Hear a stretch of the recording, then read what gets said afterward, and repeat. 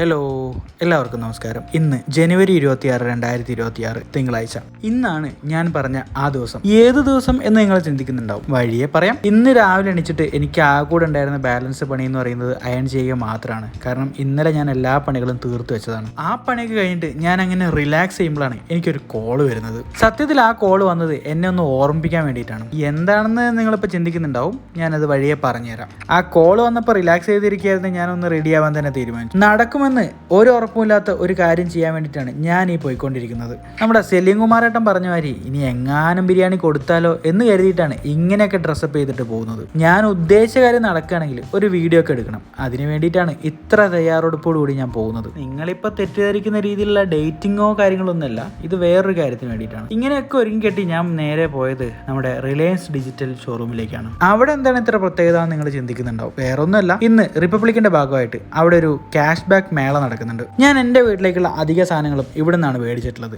അതിപ്പം ഫ്രിഡ്ജ് ആയാലും washing machine ആയാലും എല്ലാ സാധനങ്ങളും, കൂടാതെ എൻ്റെ എല്ലാ ഗാഡ്ജറ്റ്സുകളും ഞാൻ ഇവിടെ നിന്നാണ് മേടിച്ചിട്ടുള്ളത്. അതിന് കാരണം അവരുടെ ഡിസ്കൗണ്ട് ആണ്. മറ്റുള്ള കമ്പനികളിൽ എടുക്കുന്ന മാതിരത്തെ പ്രോസസിങ് ചാർജ് ഇവർ എടുക്കാറില്ല. പിന്നെ DB ചാർജും കുറവായിരിക്കും. അയ്യോ, ഇതൊക്കെ പറയുമ്പോൾ അവരുടെ പരസ്യമായിട്ട് കരുതരുത്. ഞാൻ എൻ്റെ പേഴ്സണൽ കാര്യങ്ങളാണ് പറയുന്നത്. ഇനി എൻ്റെ പേഴ്സണൽ കാര്യത്തിലേക്ക് വരാം. ഞാൻ ഇന്ന് അവിടെ പോയത് ശരിക്കും ഒരു ഫോൺ എടുക്കാൻ വേണ്ടി. ഞാൻ എൻ്റെ iPhone 12 ഇതുവരെ വീഡിയോ ഷൂട്ട് ചെയ്തുകൊണ്ടിരുന്നത്. ഇപ്പം അത് ഹാങ് ആയിട്ട് ഒരുപാട് പ്രശ്നങ്ങൾ തുടങ്ങിയിട്ടുണ്ട്.